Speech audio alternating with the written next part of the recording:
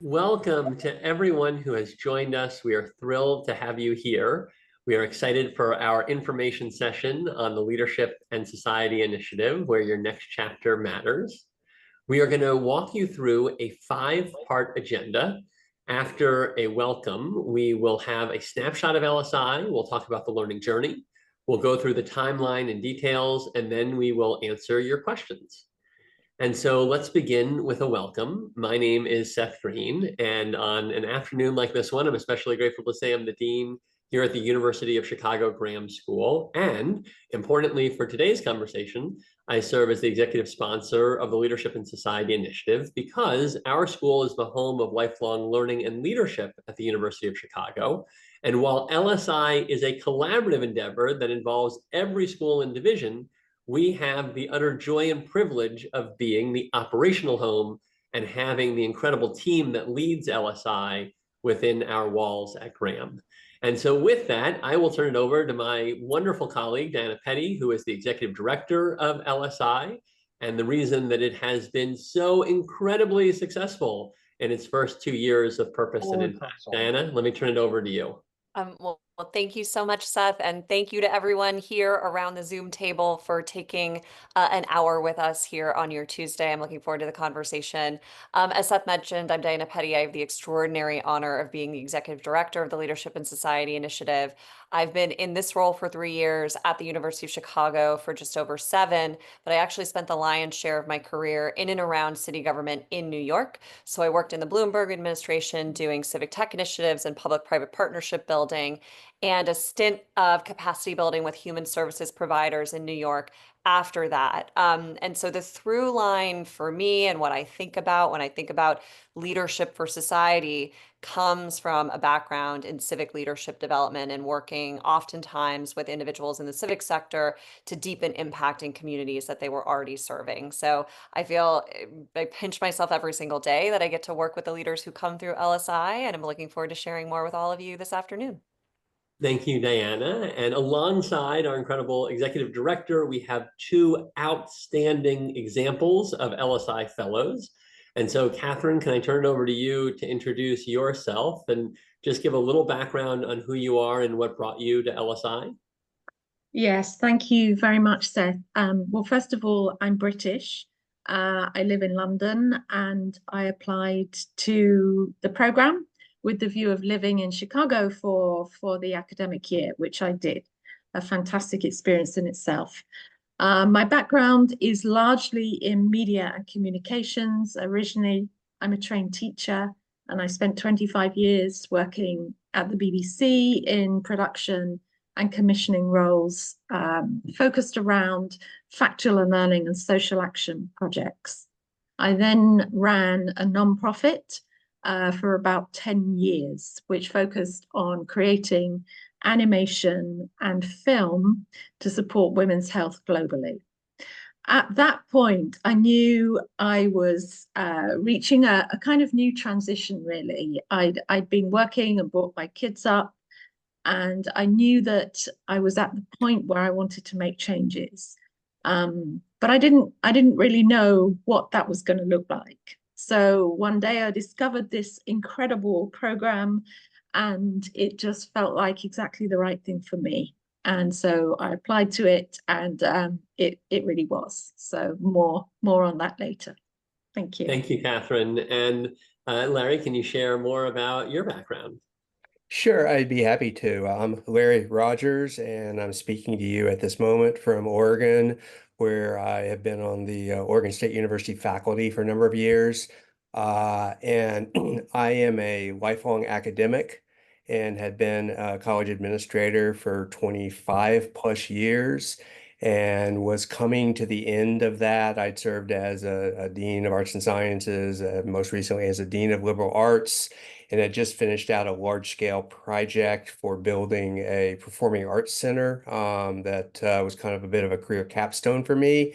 And I was at the point where I was trying to, having spent my whole career inside universities, I was intrigued by what I could learn from a group of people who were from very successful enterprises outside universities. And I would say that having Catherine and me on board here is a slightly bit of an anomalous situation because a large number of the people in LSI come from the private side, the private sector, and have had very, very strong business careers.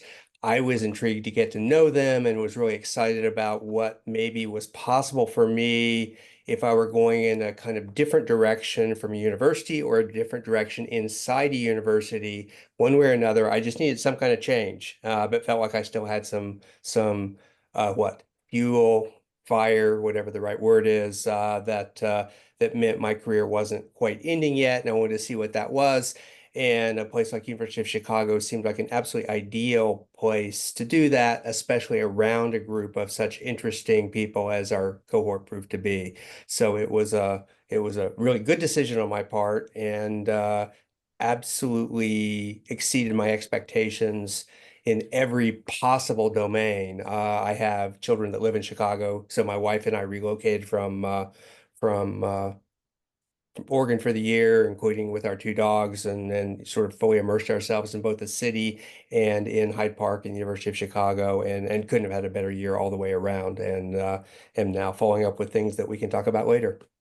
Well, wonderful. Well, thank you for those introductions. We're going to come back to Diana, Catherine, and Larry throughout, and I will move us into the main part of the agenda, starting with the snapshot of the Leadership in Society initiative. So if you're in this virtual room with us, you probably know that this is a fellowship for distinguished leaders, people who have had at least 2 decades of senior leadership experience and have shown proven accomplishment, who want to pursue meaningful next chapters, typically beyond their longstanding careers. And they want to do so both for themselves, their own generativity and wellness, and for society. And the reason that we now have this initiative is twofold. The first is that people are living longer. And for those who have a certain set of characteristics, which are typically overlapping with the eligibility criteria for LSI, if you're reaching 60 and you don't have specific issues from a health perspective that are concerning, then you have a very realistic likelihood of going to 90. And so for a subset of the population now, the time when many people are around the point of finishing a long-standing career could be 2 to 3 decades still before they finish their purpose and generativity.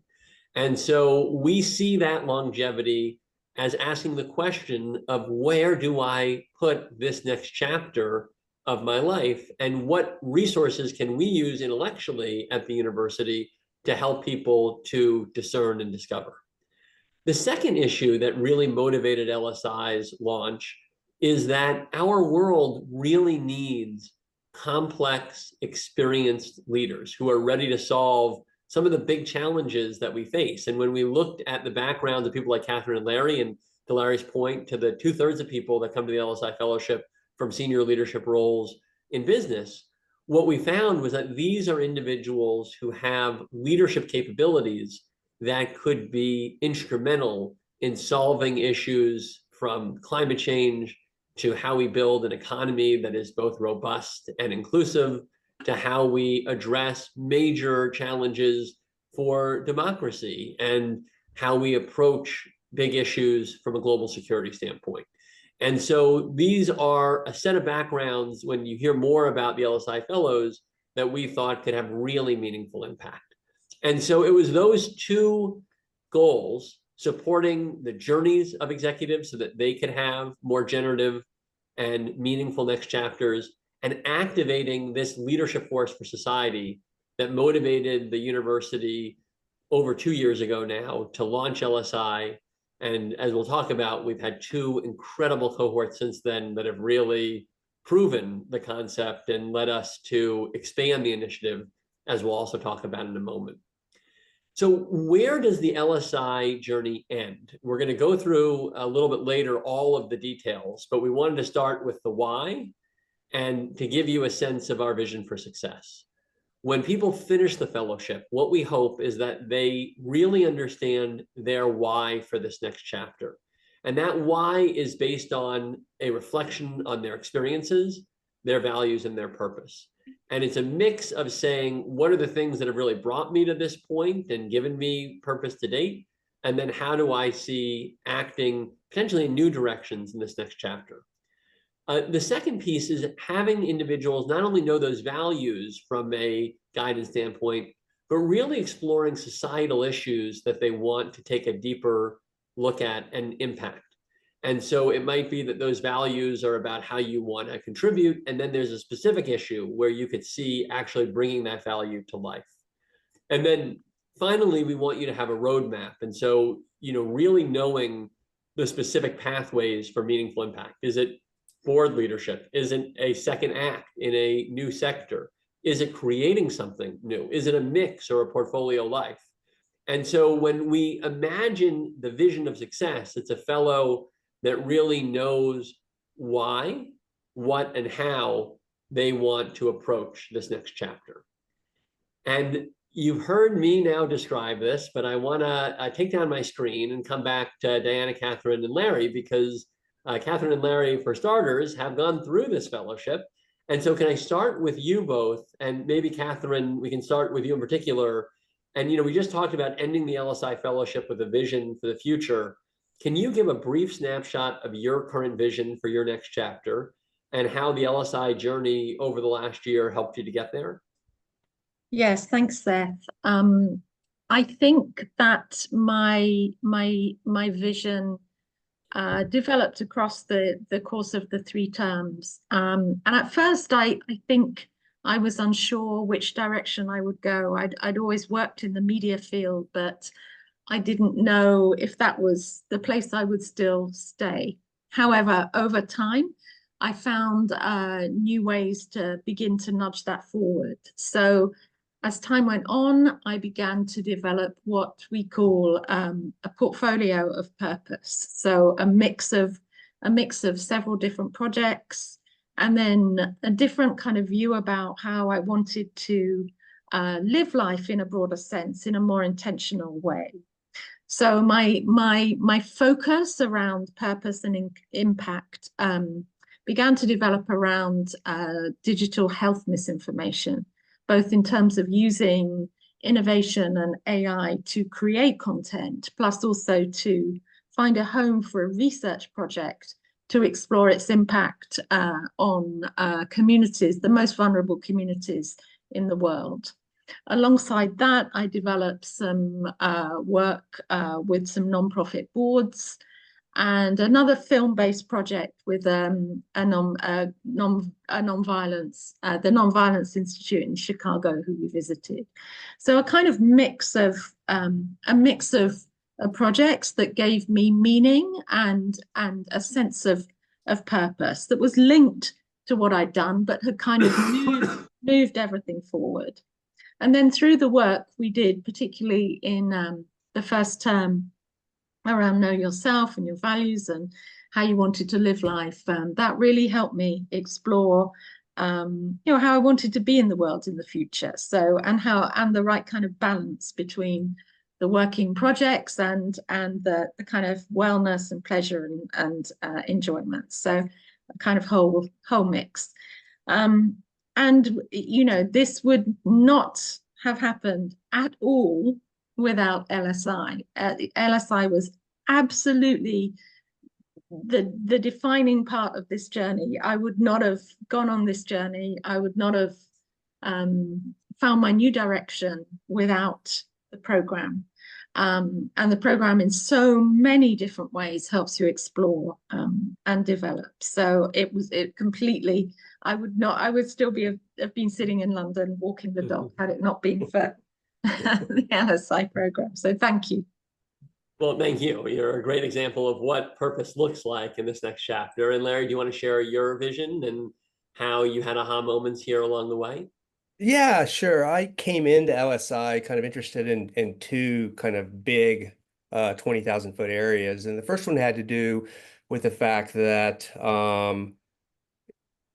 right now, universities have never been more important in the world for sort of addressing the largest challenges, whether you're talking about climate change or, getting vaccines worked out to help people with COVID or food insecurity, whatever big issue you want to talk about, universities are at the forefront.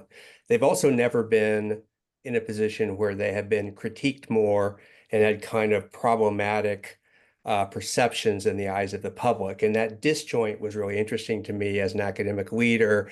And so I thought, well, I want to, spend a year exploring what that means and, where universities need to own their own implication in that instead of sort of throwing out blame, figure out how we can be a part of bridging that kind of gap. That's one piece. The other piece is to localize that down to the student experience and say that as students come through, we've observed that there's this fundamental difference in the world now in that this generation of students and slightly before are coming in having had every part of their life curated for them. They've had their social media curated, they've had their fun curated, they've had their TV shows curated, they've had their music curated, they've had their friend groups curated.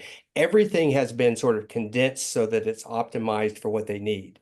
If you put that next to the fact that education is all about making people uncomfortable with having to sort of deal with what's new and what's out there and broadening their horizons, taking on hard challenges, solving hard problems, the problem is if you have students that are arriving having sort of thought that, well, if they don't like a syllabus or they don't like a reading, they just have to tell the teacher they don't want to do it because that's not being curated. Over here with us trying to stretch students, you have this kind of fundamental giant challenge in K through 12 and higher education around how we educate this new generation of students to become comfortable with discomfort.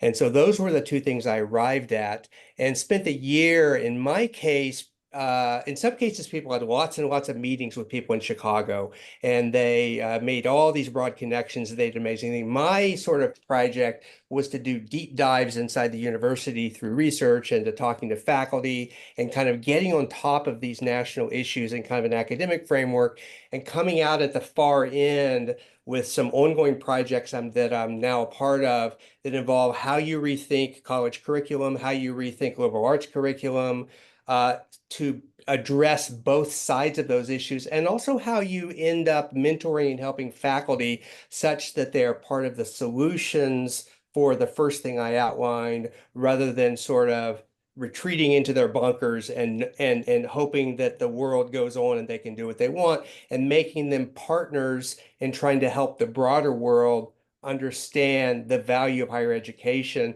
And I would say I had all these ideas prior to the November election, and everything I'm talking about now, of course, has become kind of on hyperdrive in a much more intense way. And so being interested in this has only gotten more interesting to me as I go forward into the fall, working on the classroom side, as well as working on the policy side and on the kind of publishing writing side. So that's a snapshot of where I'm sitting right now. Well, thank you, Larry and Catherine. Those are phenomenal examples. And Diana, you've seen 42 different fellows, which means you've seen 42 purpose plans.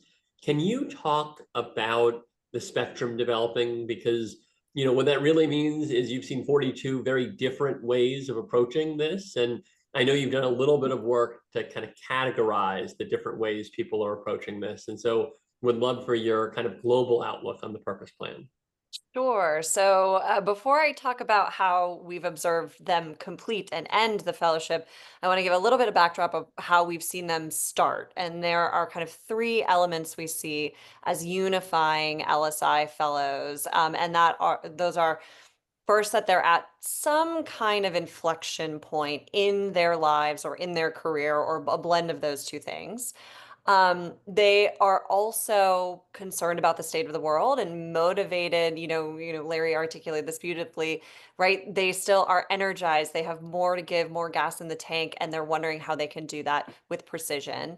And then finally is that they're intellectually curious and they want to leverage a rigorous learning process to inform how they might step into their future lives and leadership.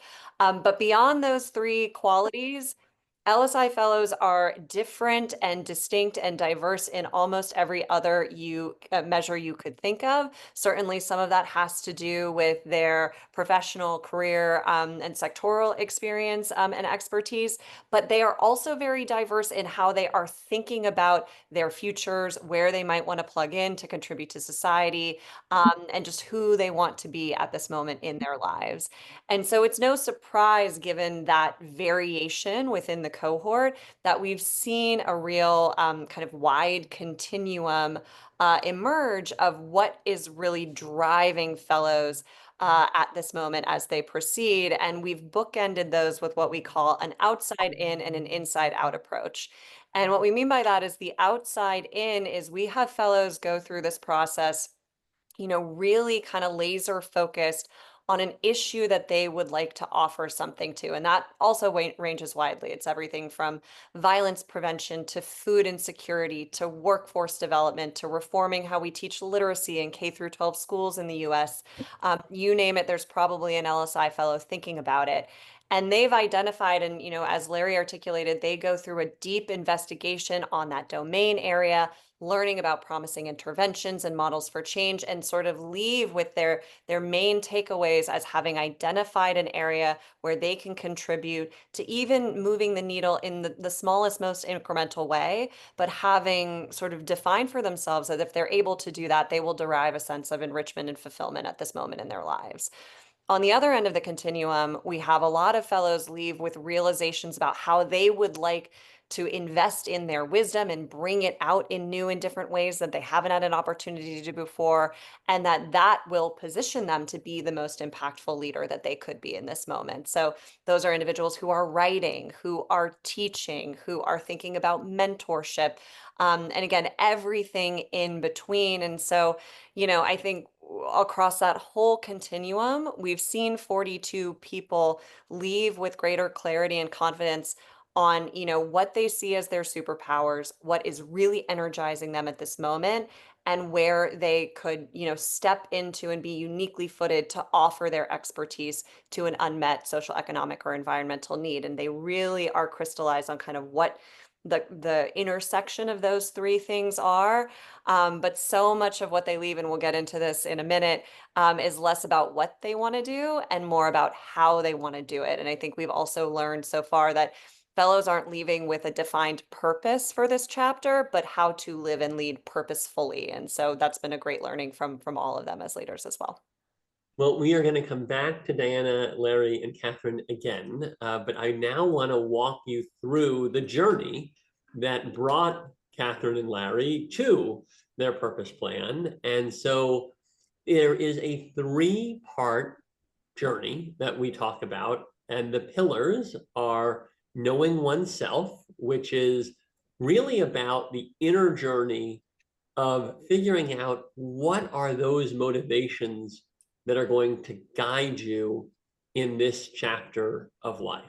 And the way that we get to knowing ourselves is at the University of Chicago using the humanities. And we have great books in the curriculum. People like David Brooks are teaching this section, and they're looking at the big questions that people have asked and answered in different ways across time and space. And you're then in dialogue with others in your cohort, comparing thoughts on these texts and looking back at your own leadership experiences to think about how you discern those values and how you want to build a legacy for the future. The second pillar is understand the world. And in this part of the curriculum, what you're doing is you're looking at a number of different issues through varied lenses. And so what we find is that typically people that have been very successful have built their careers in a certain domain area. And that means that they are deep in expertise in at least one, and sometimes more than one, lens on the world. But if they want to have impact on societal issues, they often need to collaborate with people that have other lenses on how to analyze these issues. And so in this curriculum, you look at issues in the world from many lenses. So how would an economist look at this? How would a sociologist look at this? How would a policy scholar look at this? And the aim there is not so much to just give you information about the issues themselves. It's really to train your mind to look at issues from different vantage points. And we find that most people ultimately find the greatest comfort in the lens they've had throughout their career. So many people from the business community come and they have the greatest sense and confidence in the economist's approach. But hearing how a sociologist might solve that same question gives them readiness to bring their incredible expertise in partnership with individuals who might come from the social sector or government sector as they may try to work on these issues. And so as an example, being very University of Chicago, many of the issues that we look at, there are wildly competing perspectives on how to solve them. So on the issue, for example, of crime, we have an economist who leads our crime lab who will look and say, look, if you prosecute, crime goes down. We have another person who looks at these issues qualitatively and won a MacArthur Genius Award and really looks at how, when you have prosecution, it can lead to this vicious cycle in terms of recidivism and having people kind of re-enter and create a kind of challenge in neighborhoods and in communities. And so we present all these perspectives, we give you all these different lenses on the world, and being true to the university's values that we want to give you the power to then make your own decisions, we do not tell you that there are right answers. We give you the chance to decide what you see as the best answers and how you want to use these lenses in your next chapter. The final pillar is envision the future, and this is our very practical pillar. So the first two sections are taught by our core faculty at the university, and then occasionally people that are coming with these lenses from beyond, like David Brooks. This final piece is taught by practitioners who are bringing their toolkit to fellows to help guide them in their next chapter. So for example, we have a board governance lesson in this that is led by a number of leaders from executive search firms that are doing search for corporate and nonprofit boards. And they're helping to fill out all the different possibilities for how you might want to spend this next chapter and giving you insight into board leadership, strategic philanthropy, impact investing, how to coach, mentor, teach in this next chapter, how to potentially write a memoir, how to build a new enterprise. And so it's really trying to take those first two pieces of the curriculum where you're trying to find where does your deep hunger meet the world's needs, and then now give you practical ways to actually go about activating that next chapter of purpose. You are not alone in this curriculum. There is an outstanding cohort, as we'll talk about. There are also 3 types of advisors that support and guide you. You have an executive coach, you have an academic advisor that's helping you to think deeply about the societal issues you may want to impact, and then you have a distinguished mentor who is typically about 5 to 10 years into that next chapter and can give you advice from their own personal experience. And we try to work to ensure that your interests match those of the mentors so that you're able to also draw on their specific experience in their chapter of leadership. As I mentioned, all of this is in cohort with others. We have now had 2 cohorts. At the end of the LSI experience, we asked, what is the most valuable part of the LSI Fellowship? We love our faculty at the university. They win Nobel Prizes regularly. That said, there is an unequivocal answer to the first 2 years, which is the #1 value of LSI is one another.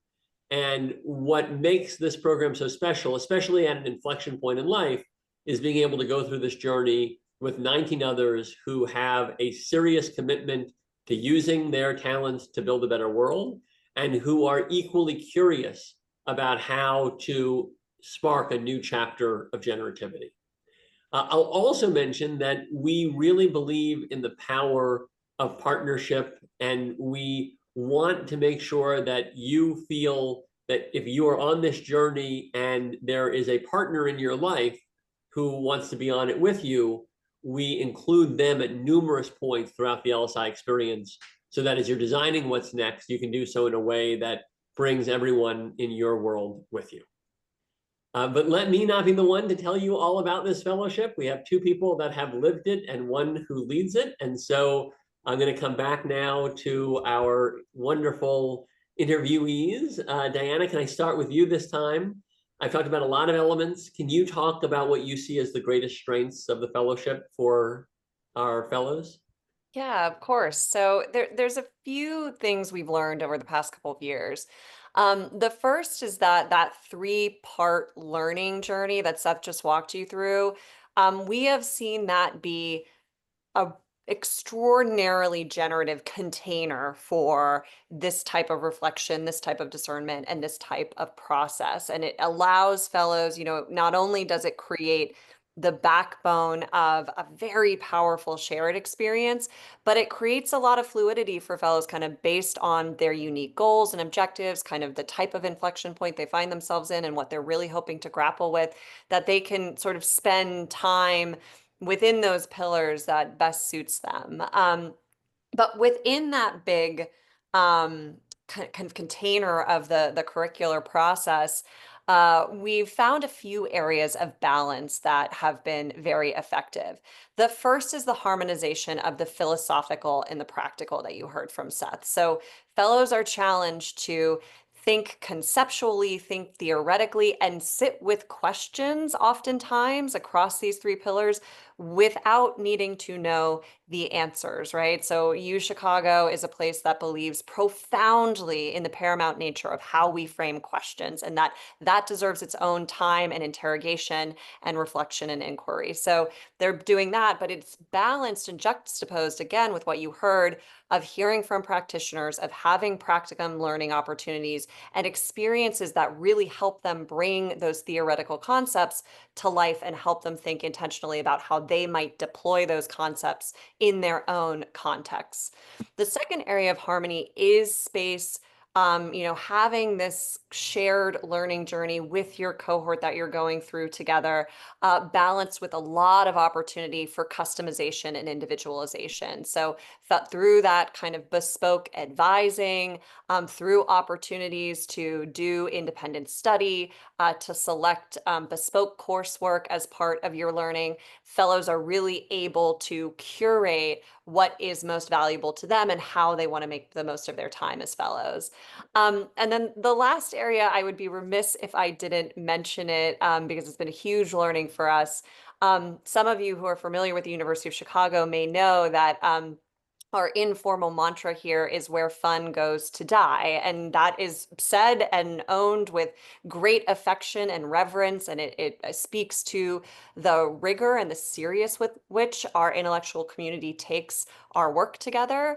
But we learned through, this type of leader at this life stage that seriousness and that commitment is warranted and it's necessary. And our fellows certainly embrace that.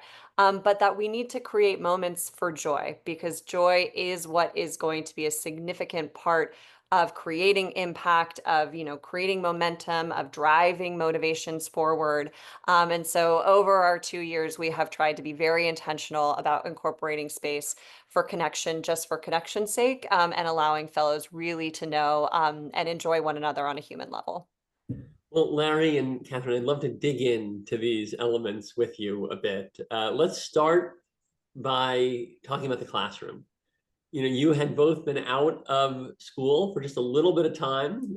In your case, Larry, you were in school, but in a different role than being a student or fellow.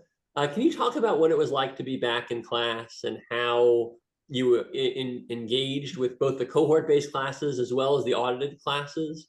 Larry, can we start with you this time?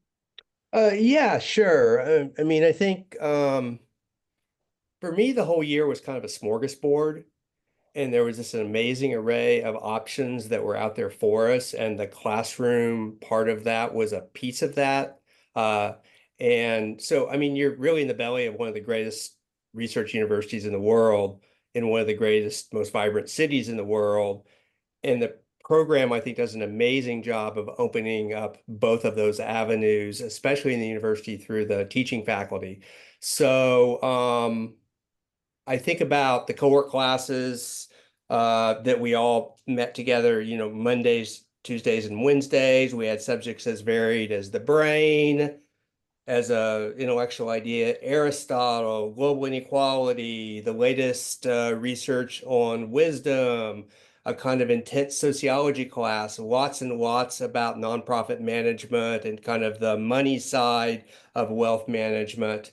And that was going on at the same time that we could audit pretty much any class in the university that we wanted to, and have the sort of go in and engage as much as we want. We could sit and be spectators. I didn't do it so much, but some of my fellow cohort members got to know the undergraduates really well and kind of connected with them. And so what it was is, even though I'm a teacher and I've been in the classroom sort of my entire career, it's very, very different coming in open to sort of what an expert has to teach you and what your fellow cohort members have to teach you, and trying to be as good a student as possible, as inquisitive as possible, as open as possible, and as, I think, generous as possible to both the teacher and the fellow students in the room.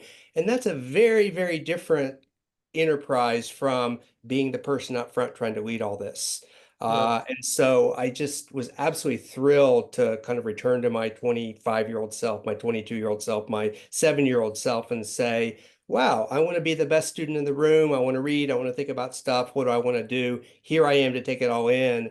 And I think this experience actually allowed that to happen for me in just the best possible way. Well, and Catherine, can we ask you the same and hear whether you were able to return to being 7 again? Yeah, I'd agree with what Larry says about the sort of huge and amazing variety on offer. I think for me, it was a little bit daunting actually at the beginning to be back in the classroom and in such an incredible university as U Chicago is. But soon, I think, if you get as much as you put in, and doing the homework and the reading and throwing yourself into it was just the answer for me, really. And soon I kind of went from feeling daunted to feeling exhilarated by it, and was just stunned at the kinds of things I was reading, the great texts, to the kinds of discussions I was part of, to the people in the room, the amazing people in the room, to our professors and lecturers, just this incredible environment that you're suddenly part of.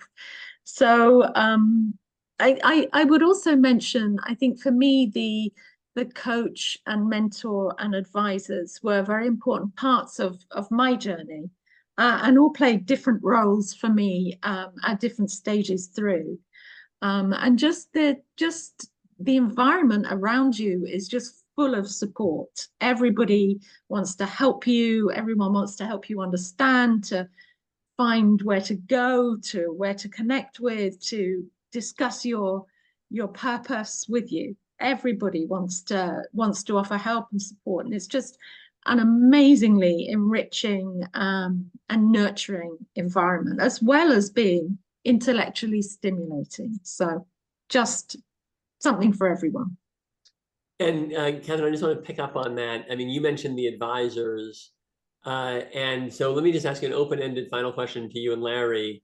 We described the courses, the curriculum, the university. Can you just talk about some of the broader wraparounds and how those impacted your experience, the Aspen seminar, the travel abroad, and then, anything else you want to say, Larry, about the advisors that you had? Yeah, I mean, I use the word smorgasbord. You could call it portfolio, whatever word works for you. But I think what's happened is you have this incredibly wide array of opportunities. And I mean, the most important thing is that you're in a cohort with 20 other people who are sort of there, and they're committed to not only finding a pathway that keeps you relevant in the world, but also, I think, equally committed to helping each other and joining together in friendship. And that means that smorgasbord is something you're kind of going along together. I'm thinking about the fact we had weekly luncheons to share out all manner of cohort experiences. There were short courses. There were private gatherings with very prominent national people throughout the year. I'm thinking of a lunch with Valerie Jarrett, who was Obama's chief of staff, the days we spent with David Brooks. I mean, the list goes on in that way. I'm thinking about the research colloquiums you mentioned earlier, gun violence. That was a fascinating day to learn about that very, very important topic. There was the week in Paris that you mentioned, where it wasn't just that we were in Paris at the University of Chicago location. We were also, bonding, of course, and eating French food and drinking French wine, but we were also learning about aging from French academics and what that kind of meant. And so it was kind of a really interesting way to sort of expand on the kind of year's theme, but do it in a very compressed kind of way. And so I will say in my case, I spent about a zillion hours buried in the University of Chicago library stacks. It's what I love to do. I was reading and doing research, but that was just me. We also, I would say the majority, we had people probably that didn't even go into the library, and they have spent the whole year having meeting after meeting after meeting, with people and having lunch and going to the Chicago Club and doing all kinds. So there was really an opportunity for, me to be me, them to be them. And like everybody was sort of great with that. And so what I wanted to do is kind of to summarize is I think this program, in my understanding of all the program, distinguishes itself from all the others across the country by attending to a kind of near perfect balance of attending to the self. And what I'm thinking about here is health, about happiness, about purpose. And I think this requires a certain kind of willingness to be vulnerable and open and get to know people, while also learning about and attending to the kind of needs of the cohort members and especially the larger world, right? Said in the glibest way, I think, what can I do next that's something more purpose-filled than, wondering if I'm going to just play pickleball this week and sort of fade into retirement. And this program is this wonderful balance of that. At least that's how I found it to be by year's end. Well, I want to end on that note, but we have more to cover because that was so beautifully said, Larry. Catherine, anything to add to Larry's description? So I agree with Larry, although I wasn't in the library quite as often as he was, although I was there too. I just want to sort of mention, the immersion days stand out for me, one each term. When you do a really deep dive into particular topic and really explore that and meet a whole range of wider context and visit organizations involved outside in the wider community. So again, the mix of being in the university, but also being part of the South Side and the city of Chicago and beyond. So that there's also that. But I also want to pick up on Diana's point about the joy. I do think there were many, many moments of pure joy along the way, and we visited the theater numerous times. We went to all sorts of art, music, cultural events as well. So it's such a fantastic mix of a range of different learning styles and opportunities that go on inside the university, plus outside in the wider environment. Well, we want to come back to you for questions, but I'm going to fast forward us now in about 6 minutes through the final section so that we have time for that Q&A. We have 2 pathways within LSI, and this is new. So Larry and Catherine are both describing what you see on the right side called the design pathway, where extraordinary individuals join us for an entire academic year in Hyde Park, taking classes Monday to Wednesday, and then using the university as a jumping off point for broader discovery. That pathway has been so successful that we have had over 1,000 candidacies in the last year for this fellowship, and we really wanted to have additional ways that individuals could be part of this learning journey and could do so even if they were not able to move almost full-time to Hyde Park, Chicago. And so that is now what you see on the left, the Imagine pathway that launches in calendar year 2026. And that is an opportunity to go through the same 3 pillars, know oneself, understand the world, envision the future, but to do so with the flexibility of potentially having still a full-time career and or needing to be in another geography. And it does that by having 4 4-day quarterly retreats and then a limited amount of hybrid activity in between. But let me not be the one to tell you. Diana Petty is the brilliant leader who designed it, and so I'll turn it over to her to share more about these 2 experiences in just a few minutes, and then we'll come to your questions. Perfect. Thank you, Seth. So, as Seth mentioned, I just want to reiterate that both of these pathways offer a structured and rigorous process for deepening understanding of your core values and your intrinsic motivations at this moment, and bringing those things into both sharper focus, but also intended actions as you move into this next chapter. And where they really differ is in the dosage, both of the learning process and also how far along you may get in your visioning and your planning for this next stage. And so what you see on this slide is the very brass tacks. The design pathway is 1 academic year, which is September through May, nearly on a full-time basis, though we do build in some flexibility and freedom given the level of achievement and distinction of the leaders who come through LSI to honor outside obligations. In contrast, the Imagine pathway is 1 calendar year. It runs January through November, engaging for 4 4-day retreats on a quarterly basis in Hyde Park. And so with some hybrid learning in between that's done remotely. So it is more akin to what you may be familiar with of an executive ed style structure. And if we go to the next slide, what I want to emphasize mostly here actually is the way that the 2 pathways are similar than where they are distinct. And so they both move through those 3 learning pillars. They are both cohort based. So you are alongside a set of purpose-driven peers who are, accelerating your learning. They also include individualized coaching and supports. And they ultimately both culminate in a capstone aimed at bringing into alignment your core values, what energizes you most at this stage, and opportunities for societal contribution. And so what you see here is that difference in dosage I just mentioned. So there's a distinction in time spent in the classroom that is greater in design versus Imagine, given the format. And in addition, the design pathway offers some of those wraparound supports that Catherine and Larry were talking about, which includes an Aspen Institute Executive Seminar to kick off the year, as well as a travel study to one of the university's global campuses to take an international comparative look at a specific societal issue.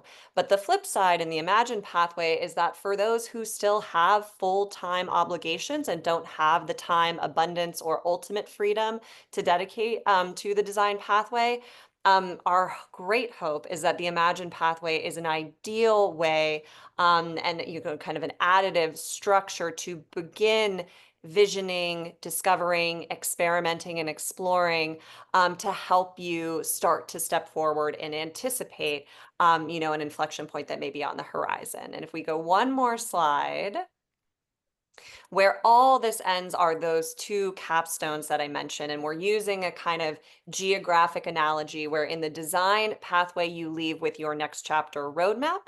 And in the Imagine pathway, you leave with your next chapter compass. And so in that compass, the main focus is clarifying your intrinsic motivations. This is something that David Brooks talks and writes extensively about. And it's really kind of this mindset shift from what he terms resume values to eulogy values. And so through that compass development process, you're really thinking deeply about what are you most passionate about? How might you define success for yourself in this next chapter? And then using that clarity to develop your own decision criteria to help you prioritize future opportunities and stay anchored in those intrinsic motivations and senses of purposefulness as you have, set it forward. And then in the next chapter roadmap, you touch upon all of those things, but you also have enough space to kind of stress test the prioritization and the motivations that you came to. And so our fellows are positioned to kind of deeply investigate, and Larry and Catherine both described their respective approaches to this, a domain area that they are thinking about contributing to. And so they're able to go through the process of divergence and convergence and ultimately leave with kind of specific actions, specific opportunities that they've identified through the year that they can step into leaving the fellowship. And then last but not least here, we have, it's worth mentioning because this has become increasingly important to us over the past couple of years.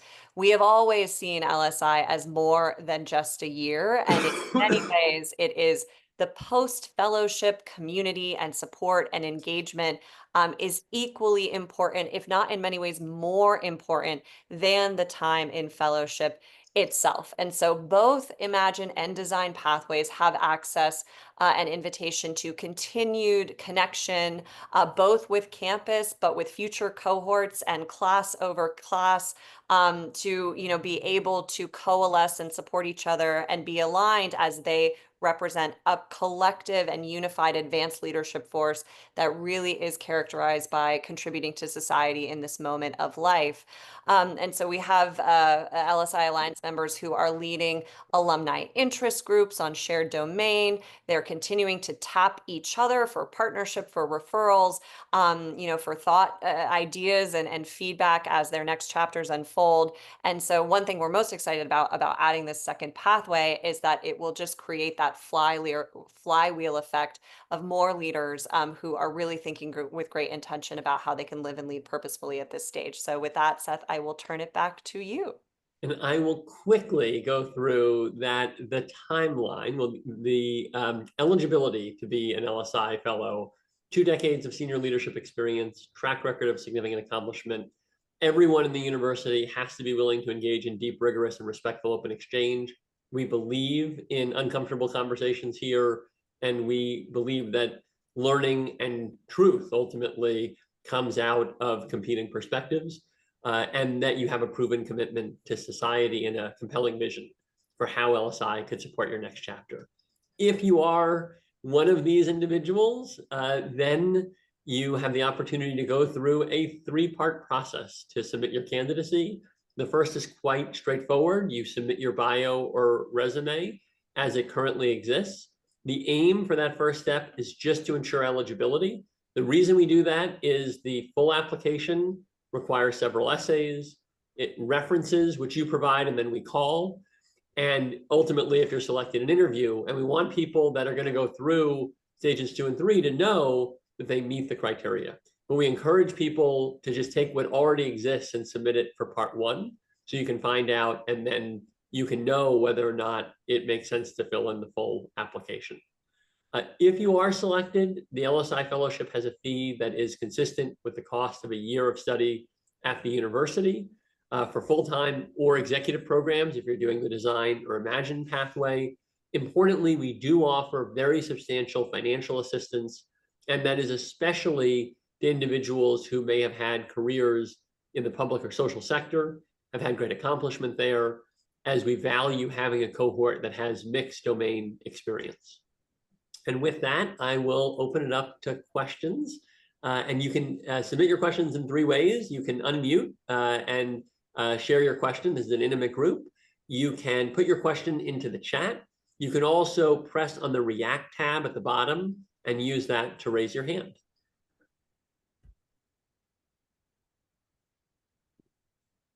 What would you like to know? Dean Blevins, I see you unmuted. Oh, okay, that may be an accident.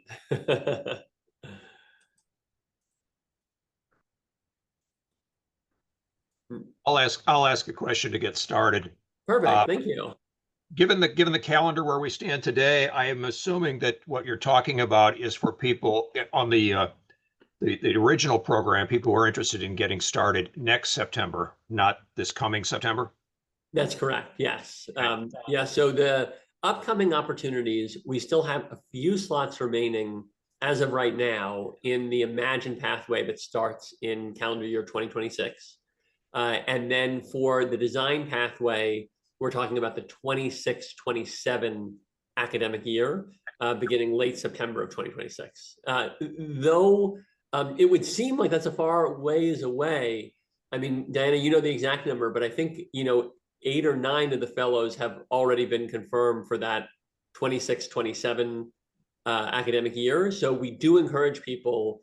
We have been surprised by the level of demand. And so far, we've, obviously had very rigorous standards, but it's also meant that the cohorts are filling well in advance, if that's helpful context. Thank you. Yeah, thank you.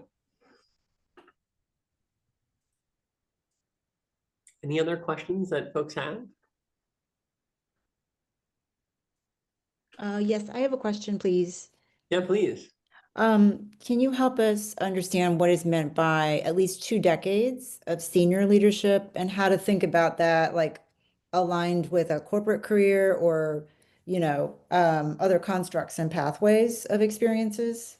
Yeah, it's a great point. We think about leadership experience broadly. And so it looks very different depending on the sector you may come out of. And I mean, there have been a couple of people actually like Larry out of universities so far, and some of them have been professors and then have chaired committees. But, we have thought about their leadership broadly to align with those standards. It's also true that some individuals have been entrepreneurs and they have not necessarily led large scale companies, but they've been in ownership for 2 decades, for example, and had management experience. Ultimately, the reason that we have that requirement in is so that we have a group of people that have somewhat similar levels of experience and are thinking at a systems level. And so when we interpret that, we're usually interpreting it through the spirit of that goal rather than through a dogmatic or technical approach to that requirement, if that's helpful. Yeah, it does make sense. Thank you. And Yeah, thank you. just to contribute a few more examples to what Seth shared, though he articulated perfectly, in that broad definition of leaderships, we've also had several former practicing physicians. We've had practicing architects. We had a faith leader, a rabbi, in last year's cohort. So again, we really, as Seth opened, as an institution, believe that a plurality of viewpoint, that those are the necessary building blocks for breakthrough ideas and novel new ways of thinking. And we really do try to bring that plurality of leadership into the cohort. Makes sense. Thanks, Alice. Any other questions? I know we're almost at time. I mean, Larry and Catherine, can we give you the kind of final word here, 30 seconds from each of you on closing thoughts for individuals considering the fellowship? Catherine, can we start with you? I would just say that I think it's a fantastic experience and I don't regret a second of it. And it gave me new energy, new purpose, new way of looking at the world. And yeah, it was just a gift, a real gift. Larry? Oh, and you're on mute, but we're in suspense. I was thinking about how to not just simply say, wow, this was terrific, and really say that it also requires a kind of commitment. It's not a walk into the shallow end. It's really a dive into the deep end. And I think, as people have said, you get out of it what you put in, but it's also kind of, it's a real commitment. So I think anybody thinking about wanting to be a part of this wouldn't imagine that they're simply kind of trying to find a year of residence to sort of dip their toes in something. It's really something that I think one has to have sort of a feeling that you really want to go down this road and work on yourself and work on the world and figure things out. Because otherwise, I think people are going to feel like there's sort of too much homework or there's too much self-work or there's too much whatever. So I absolutely loved it, but I think that's in part because I was fully prepared to want to find a new pathway of engagement for myself. And this was a great avenue to do that. And Well, Oh, yeah, go for it, Diana. You got our final word. I'm gonna take final word. I just because I'm not sure Catherine and Larry will sing their praises in this way. There's so many things I have admired about LSI Fellows, but one has been their commitment to one another, and they have brought this extraordinary blend of they both are the first to sort of champion each other's ideas, particularly when someone might be having a moment of doubt or like, could I really do this? Could I really create this? Their fellows will kind of rally around them and be like, I see your vision, like let's work on this together. But simultaneously they offer, because of, it's not surprising because of the backgrounds and the experiences they've had, they offer constructive critique and they challenge each other, and they will be the first to say, I don't totally understand your idea, but I want to help me, help you strengthen this. And I think that what we've observed in developing LSI is that for people at this inflection point, it can often feel really isolating, to kind of be grappling with a new sense of identity, a new sense of community, a new sense of purpose. And so to watch the way these fellows go through the learning process, simultaneously, supporting each other, but also offering, opportunities for improvement. I believe that they will help sustain each individual's efforts and work moving forward because they have such solidarity around, what's possible and the opportunities of this stage of life. Well, Diana, Larry, and Catherine, thank you. You are incredible ambassadors for what is an extraordinary program here at the university. Thank you all for joining us, and we look forward to continuing the conversation with you about candidacy. Hope everyone has a great afternoon. Thank you, everyone.